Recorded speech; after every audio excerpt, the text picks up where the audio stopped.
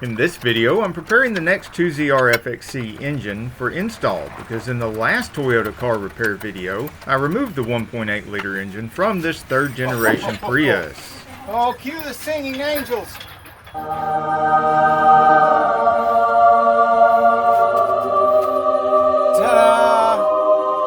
Okay, my insane friends, the engine is here. Not here, but here.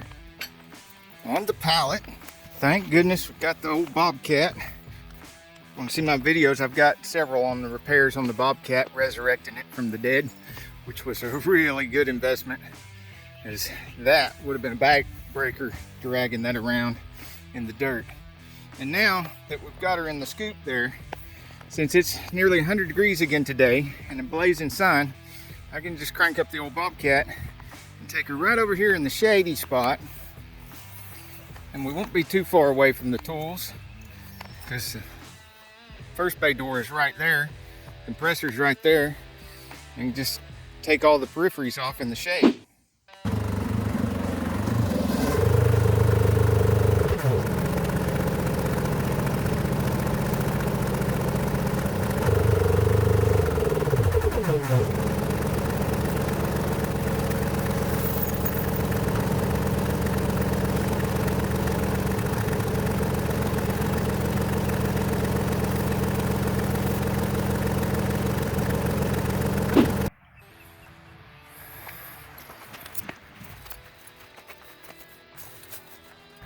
Okay, now I have a shady spot that I can work on this, and I've got it up to where it's pretty much table height, so I won't be bending over the whole time I'm working on it.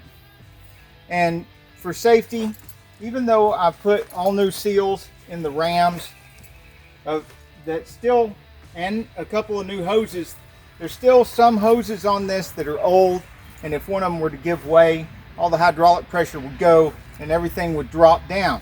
So I've got the cinder block under here to keep the scoop from being able to drop down. And I've got this old truck toolbox here to keep the pallet from being able to tip over, because I may be leaning on the pallet while working on stuff and I could just tip it over and dump the whole engine on myself. We don't want that, because then I wouldn't be able to finish the video without a hospital visit first. So that brings me to another point. Don't do anything you see me do in my videos. Don't even attempt anything you hear me talk about in my videos. You could end up as burnt, bruised, and bleeding as I am. Another thing you gotta look out for when doing stuff like this is these straps are really good straps for doing what they do. But if you ever are holding onto one of these, which I recommend you never do, and you slip, if you slide down one of these, they will cut you to the bone. It's like a serrated edge knife. Cut it up close to here. You can clean up the hardware by taking the old stuff out and reuse the straps on something else where you don't need it to be quite so long. This oil pan is beat up, so I'll be using the old one from the other engine. Between the block and pallet, I place the hammer handle so that I don't bend the oil pump pickup.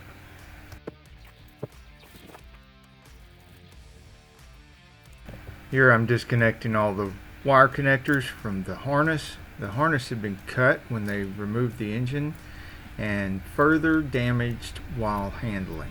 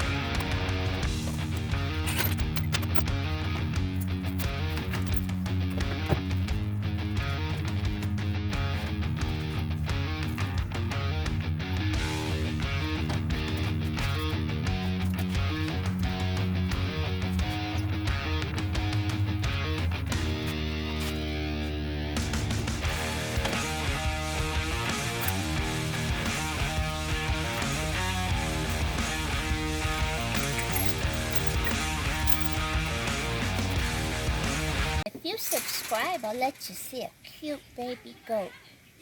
But don't look. Subscribe.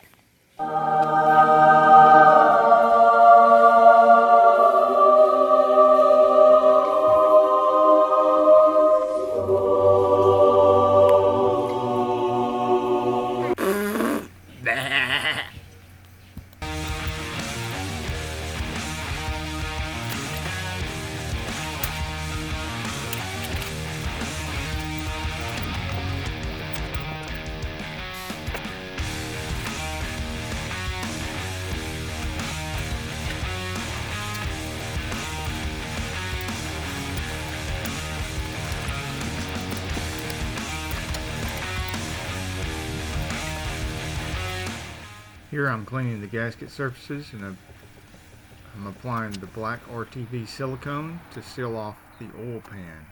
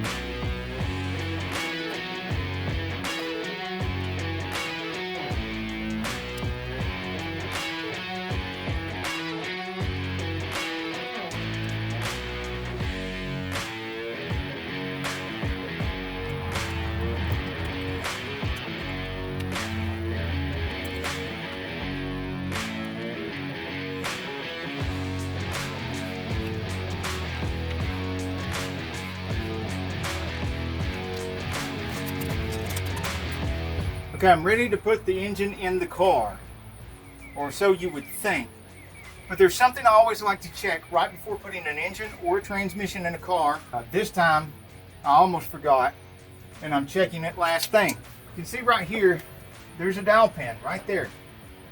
And as I'm looking around, I'm looking for the second dowel pin, and I'm not seeing a second dowel pin.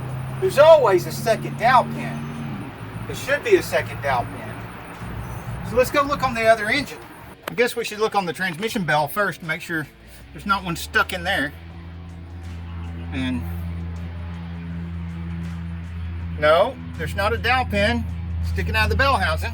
I set the other engine out here after I got everything off of it that I thought I needed. Okay, there's a dowel pin, but that's the same dowel pin we have on the replacement engine. So that's not the one we're looking for. Let's look around here, and sure enough, look, there it is. The second dowel pin. So now I'm gonna get some pliers, pull that out, put it in the other engine. That could have been a disaster because, you know, even though these holes aren't that big, and you'd think the bolts would line it up nice, but if it's off a little bit, then this is going to put some pressure in one direction or the other, whichever direction the dowel pin was going to keep it from moving. It's going to put that pressure on the input shaft of the transmission, and it could ruin that bearing in the front of the transmission. And then you've got a ruined transmission once all that metal goes throughout the transmission. So the worst part is, if I hadn't checked for the dowel pin and left that dowel pin out, the transmission probably would have failed because the bearing would have failed. That fill it full of metal. The metal ruined the transmission. Then somebody else come along and either replace the transmission, because it might take months for it to happen. They either replace the transmission or rebuild the transmission, and then they don't check for dowel pins when they put it back in. It goes back together with only one dowel pin again, and then this just keeps happening, and then you end up with a vehicle that has repeated transmission failure. Thank you so much for watching the video. I hope you'll come back and join us when I'm done editing the install of this engine into the 2010 Prius. Till then, get off the couch and get dirty.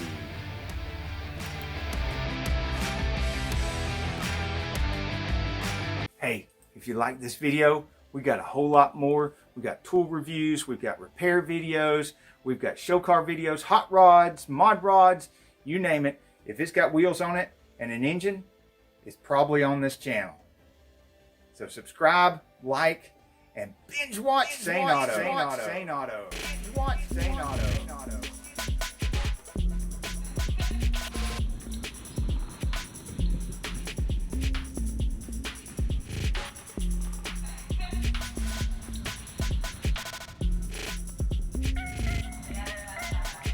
And get the engine apart so we can all see exactly what that airplane's doing flying over in the middle of my filming.